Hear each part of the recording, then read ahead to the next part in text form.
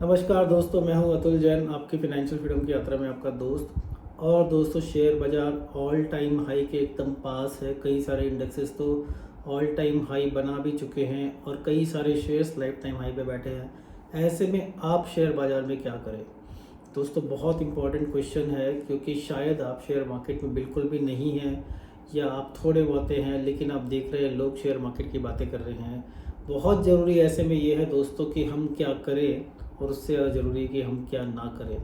दोस्तों, मैं share market investment की दुनिया में लगभग 25 साल से हूँ।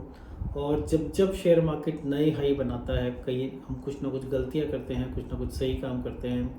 तो आज का बहुत ज़रूरी वीडियो मैं आपके लिए लेकर आया हूँ, जिसमें मैं बताऊँ कि ऐसी कुछ गलतियाँ, 10-12 गलतियाँ ऐसी जो शेयर मार्केट में लोग करते हैं जब मार्केट ऑल टाइम हाई पे होती है। और दोस्तों, ऐसी गलतियों में अधिकतर नए इन्वेस्टर फंसते हैं, लोग फंसते हैं। और जिन लोगों को एक्सपीरियंस होता है दोस्तों, वो बहुत पैसा कमाते हैं और वो बहुत सही काम करते हैं।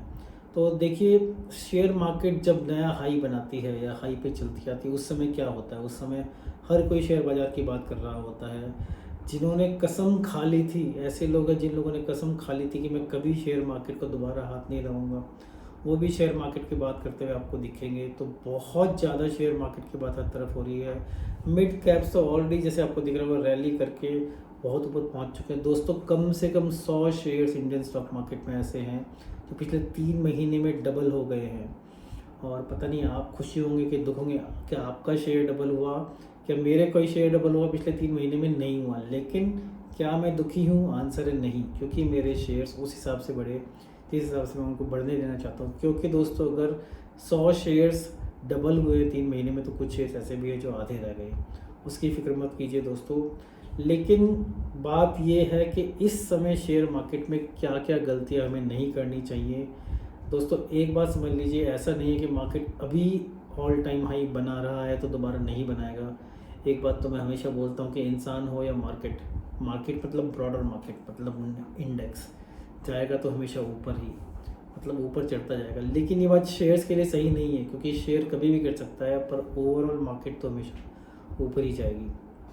देखिए दोस्तों, अगर आप इन्वेस्टर नहीं हैं, ठीक है, तो शायद एक गलती आपकी ऑलरेडी हो चुकी है, आप इन्वेस्टर नहीं हैं। उस गलती को बढ़ाइए मत, लेकिन हम बताएंगे आपको कि क्या क्या नहीं करना है। तो चलिए बहुत जल्दी शुरू करते हैं बिना देर लगाए।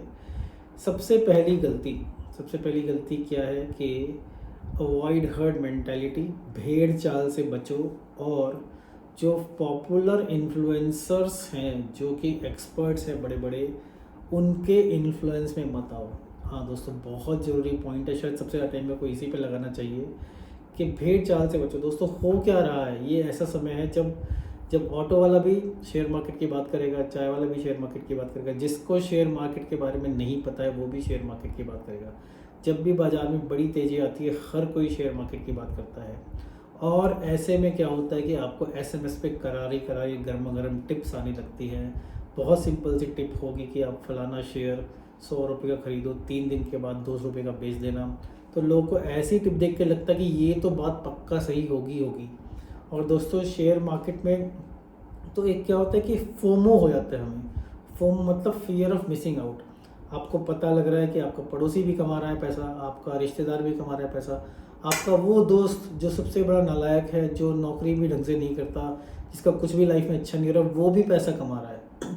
जब हमें ऐसी फीलिंग आती है तो हमें हो जाता है FOMO, fear of missing out, कि यार सब कमा रहे हैं, मैं क्यों नहीं कमा रहा। और ऐसे में वो गलतियाँ होने का चांस ज़्यादा है। और कुछ और दिनों में ये पैनिक और बढ़ेगा। जैसे मैंने बोला कि कहानियाँ आनी शुरू हो जाएंगी, अरे यार 3 महीने में मेरा पैसा 10 गुना हो गया। कुछ लोग, जो लोग नुकसान करते हैं वो नहीं बताते, जो लोग फ़ायदा करते हैं वो 10 गुना करके बताते हैं। तो ऐसी कहानियाँ आएंगी। जो बड़े बड़े इन्वेस्टर्स हैं, जो बड़े बड़े पॉपुलर एनालिस्ट हैं, वो टीवी पे आकर बताएंगे कि इस समय में फुली इन्वेस्टेड हूँ, हमारा ये शेयर 5 गुना हो गया, हमारे शेयर 2 गुना हो गया, मेरा पूरा पैसा लगा हुआ है, मेरे पापा का पैसा लगा हुआ है, मेरी मम्मी का पैसा लगा हुआ है, मेरी सासू का पैसा लगा हुआ है, मेरी पूरी फैमिली का पैसा लगा हुआ है। जब हर कोई आके ऐसे बताना शुरू कर दे, ऊपर से वो शेयर भी बताएं कि इस शेयर में मेरा पैसा लगा हुआ है, तो समझ लीजिए कि वो इंसान तो उस शेयर पे पिछले 5 साल से बैठा है और आपको प्रेरित कर रहा है कि आप उस शेयर को आज खरीदो, जब ऑलरेडी वो 6 गुना हो चुका है, वो उसको 10 गुना करने के चक्कर में। तो करना क्या है आपको, सबसे पहले तो आपको ये fear of missing out, herd mentality, भेड़ चाल से बचो दोस्तों। भेड़ चाल में जाके शेयर मार्केट में कभी भी कोई भी पैसा नहीं बना पाया। मैं ये नहीं बोल रहा हूँ कि वो शेयर मत खरीदो, लेकिन एक अपनी एनालिसिस होती है, अपनी स्टडी होती है, अपनी वैल्यू इन्वेस्टिंग होती है, उन सबको ध्यान दे के ही आप एक डिसीजन लो। जस्ट बिकॉज कोई टीवी पे बोल रहा है, कोई एसएमएस आ रहा है, या हर कोई वो चीज़ खरीद रहा है, वो आपको खरीदने की ज़रूरत नहीं है। कि हो सकता है वो चीज़ जितनी बढ़नी थी उससे कई ज़्यादा ऑलरेडी बढ़ चुकी है। कुछ शेयर्स आपने सुना हो कि हर रोज़ अपर सर्किट लगते रहता है, मतलब खरीदने का मौका नहीं मिलता, क्योंकि अगर वो शेयर दिन में 10% ही बढ़ सकता है तो हर रोज़ 10% बढ़ रहा है, और आपने सोचा जिस दिन ये खुलेगा उस दिन खरीदूंगा। लेकिन दोस्तों, जिस दिन वो शेयर आपके खरीदने के लिए खुलता है और वो गिरना शुरू होता है तो बेचने का मौका नहीं मिलता। तो अपना दिमाग लगाइए, अपना दिमाग नहीं है तो किसी से सीखिए। बेसिकली अपना पैसा आँख बेच कर शेयर मार्केट में मत डालिए। पॉइंट नंबर 2, अच्छे शेयर्स हैं आपके पास, उनसे मत निकलिए। देखिए होता क्या है कि शेयर मार्केट रोज़ ऊपर बढ़ रही है, हर कोई बता रहा है कि यार मार्केट ऊपर जा रही है, मेरा ये शेयर दुगना हो गया, मेरा ये शेयर आज 10% बढ़ गया, मेरा शेयर 5% बढ़ गया।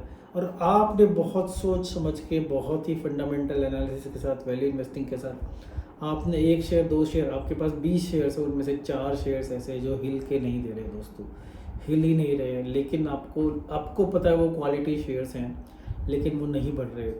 तो या तो आपकी एनालिसिस गलत है, लेकिन अधिकतर टाइम ऐसा होता है दोस्तों कि उन शेयर्स का टाइम अभी नहीं आया। हो सकता है पिछले 1 महीने से दूसरे शेयर्स बढ़ रहे, 3 दिन के बाद आपका शेयर बढ़ने लगे। तो कभी भी अच्छे शेयर से मत निकलिए। देखिए अगर आपका शेयर ही आपको पता है कि यार ये तो आपने भेड़ चाल में इन्वेस्ट किया हुआ है तो बात है अलग, लेकिन नहीं तो कभी भी अच्छे शेयर से मत निकलिए। अगर आपको पता है शेयर अच्छा है तो उसको पकड़ कर रखिए, चाहे कुछ भी हो जाए। ठीक है दोस्तों।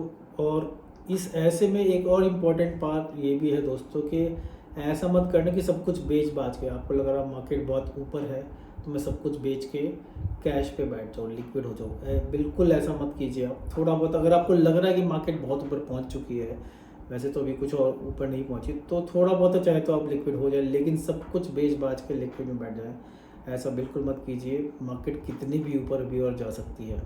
जब आपने इतनी पेशेंस के साथ मार्केट गिर रही थी, मार्केट फ्लैट थी, तब आपने नहीं बेचा, तो जब हाई बना रही है तो बेचने की कोई ज़रूरत नहीं है। अपनी एनालिसिस कीजिए। तीसरा पॉइंट दोस्तों, कभी भी बल्क में इन्वेस्टमेंट मत कीजिए। हो क्या रहा है दोस्तों कि जैसे आपको लगा यार इतना टाइम मेरा मिस हो गया, लोगों का पैसा 4 गुना 5 गुना हो गया, मेरा तो शेयर मार्केट का अकाउंट ही नहीं है, मेरा तो बस 50,000 रुपये का अकाउंट है, मेरा तो बस 5 लाख रुपये का अकाउंट है, और लोग के तो करोड़ों बन रहे हैं। तो आपको लगता है कि आप बहुत प्रेरित हो जाते हैं किसी का वीडियो देखकर, आपको लगता है कि बहुत पैसा लगा देना चाहिए, तो हम बल्क में इन्वेस्टमेंट कर देते हैं। आपने कोई घर बेचा, उसका पैसा शेयर मार्केट में डाल दिया, आपने कोई एफडी बंद की, उसका पैसा स्टॉक मार्केट में डाल दिया। ऐसा मत कीजिए दोस्तों। सारा पैसा जब भी मार्केट हाई पर हो दोस्तों, गार्ड बांध लीजिए बात, जब भी मार्केट हाई पर हो कभी भी उसमें बल्क में पैसा नहीं डालना चाहिए आपको। उसमें थोड़ा थोड़ा करके डालिए, ऐसा नहीं कि मत डालिए, नीचे आने का वेट कीजिए, लेकिन बहुत ज़्यादा पैसा एकदम से डालने की हाई में तो कम से कम ज़रूरत नहीं है। जब फिर भी कभी ऐसा भी टाइम आएगा दोस्तों जब आपको कोई अच्छा एडवाइज़र ये बताएगा ये वो समय है, और जब आप सारा सब कुछ बेच बाच के पैसा स्टॉक मार्केट में डाल दो, वो टाइम भी कोई बताएगा। लेकिन डेफिनेटली अगर कोई इंसान आपको वो तब बता रहा है जबकि मार्केट बहुत हाई है, तो पक्का गलत बता रहा है। कुछ अच्छे एक्सपर्ट्स ऐसे होते हैं जिनको मार्केट का, मैं ये नहीं कहूँगा बॉटम पकड़ना आता है, लेकिन वो कोई ऐसा पॉइंट बोलेंगे कि भैया इस समय तुम अपना 25% डाल सकते हो, और गिर तो 25% और डाल दो, इस तरह से दोस्तों। पॉइंट नंबर 4, अपनी रिस्क एपेटाइट को गलत समझना, मिसअंडरस्टैंडिंग योर रिस्क एपेटाइट। कितना रिस्क आप लेने के लिए तैयार हो शेयर मार्केट में, सबसे बड़ा क्वेश्चन तो यही है दोस्तों कि देखिए स्टॉक मार्केट है तो रिस्क तो है ही, रिस्क है तो इश्क है, कई लोग तो ये बोल के खेल जाते हैं। लेकिन आपको समझना है, आपको अपने आप को समझना है, अपना इन्वेस्टमेंट पैटर्न, अपना रिस्क पैटर्न समझना है। शेयर मार्केट दोस्तों रिस्क और रिवार्ड का गेम है। जो समझदार लोग होते हैं, जो इंटेलिजेंट लोग होते हैं, वो ज़्यादा रिवॉर्ड के लिए खेलते हैं कम रिस्क लेके, और जो लोग बेवकूफ़ी में इन्वेस्टमेंट वगैरह करते हैं वो ज़्यादा रिस्क लेके कम रिवॉर्ड के लिए खेलते हैं। तो दोस्तों बहुत ज़रूरी है अपना रिस्क प्रोफाइल समझिए, अपना रिस्क एपेटाइट समझिए, और उसी हिसाब से आप अपना पैसा लगाइए। देखिए कई शेयर्स जैसे मैंने बोला ऐसे हैं अभी भी जो 50%, जो कि पिछले 3 महीने में 3 महीने पहले उनका रेट 100 रुपये था, अभी 50 रुपये भी है। तो ऐसा नहीं है कि जो भी शेयर खरीदोगे वो ऊपर बढ़ेगा ही बढ़ेगा, कुछ शेयर्स घट भी रहे हैं। तो अपने हिसाब से, अपने रिस्क एपेटाइट के हिसाब से आप शेयर मार्केट में इन्वेस्ट कीजिए।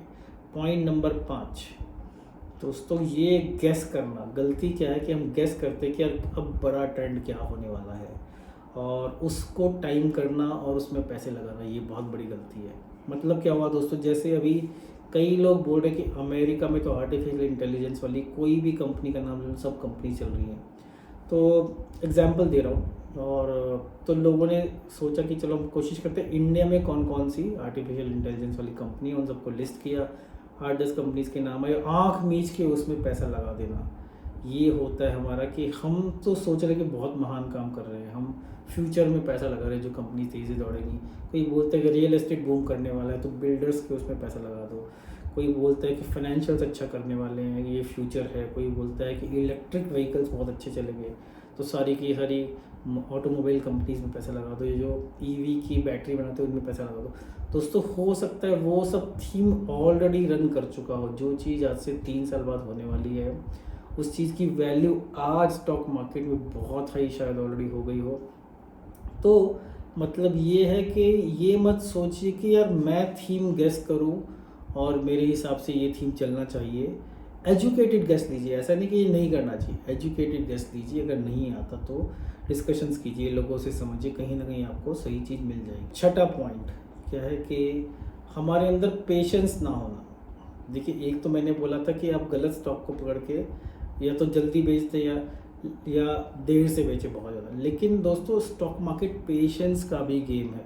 अपना पेशेंस लेवल कंट्रोल में रखिए। कुछ ज़रूरी नहीं है कि हर रोज़ हर चीज़ भागे।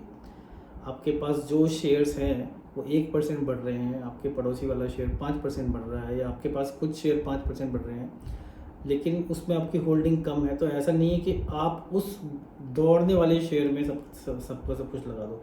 स्टॉक मार्केट में सबसे बड़ा पैसा पेशेंस वाले लोग कमाते हैं। दोस्तों पेशेंस रखिए, हर चीज़ का टाइम आता है। अगर आपने सही चीज़ पकड़ी है, और आपने सही चीज़ पकड़ी है नहीं वो आपको पता है, ऐसा नहीं कि आप बेवकूफ़ी में।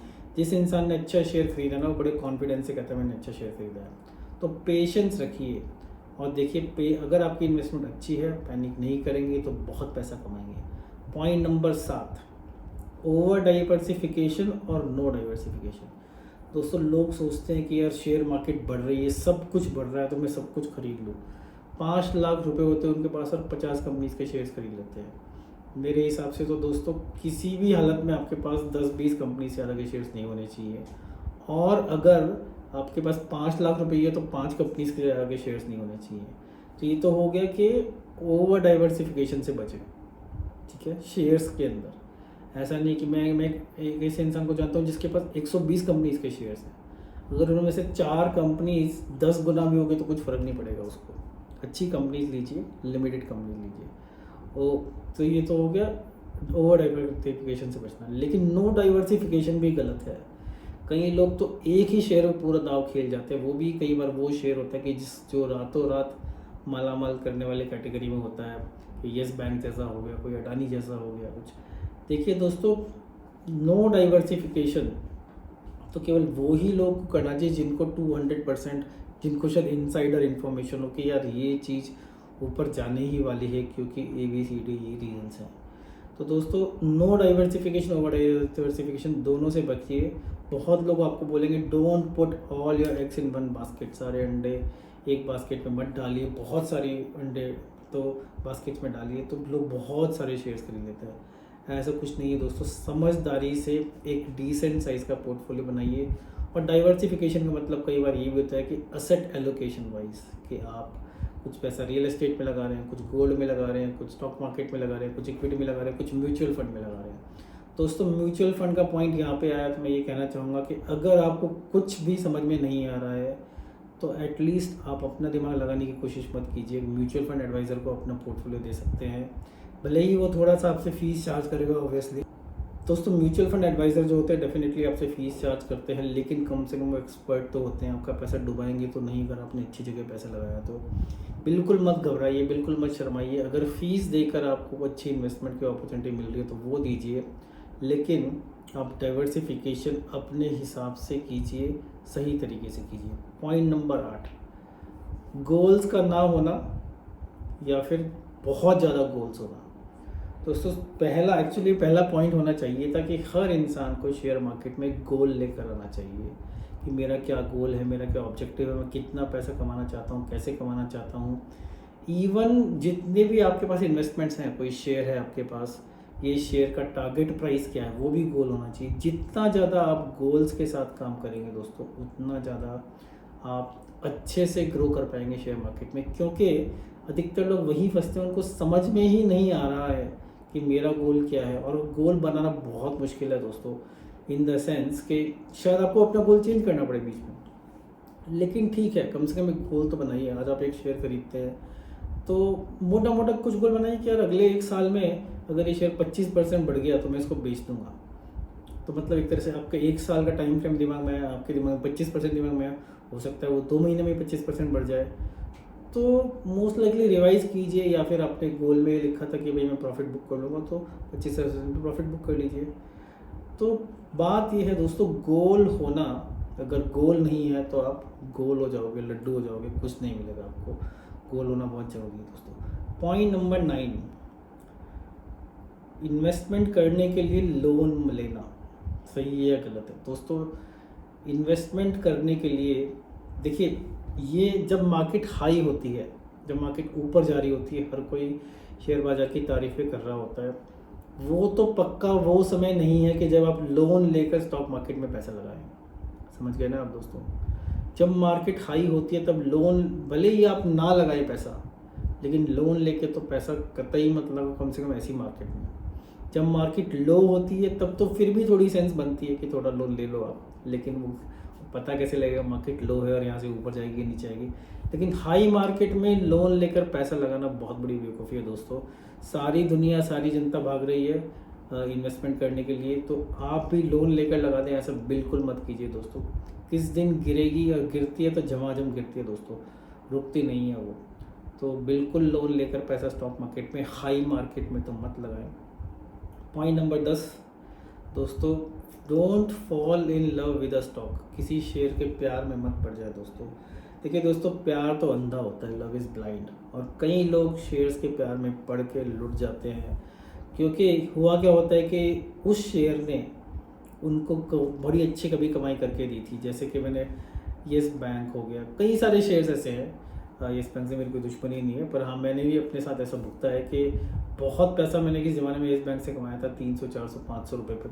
तो जब वो गिरना शुरू हुआ तो हमें उससे इतना प्यार था, नहीं ये तो मेरा पैसा कमा के देगा ही देगा दोस्तों, 10 रुपये तक आ गया वो शेयर। तो डोंट फॉल इन लव, कभी भी किसी शेयर के प्यार में मत पड़िए। अपना हिसाब किताब दीजिए, इमोशंस को साइड में रखिए। जब आप स्टॉक मार्केट में इन्वेस्टमेंट करते हैं तो इमोशंस एक लेवल तक ही चलेंगे। आपको कभी कभी हंच काम आ जाता है, लेकिन हंच से आप स्टॉक मार्केट में बहुत बड़े सूरमा तो नहीं बन सकते।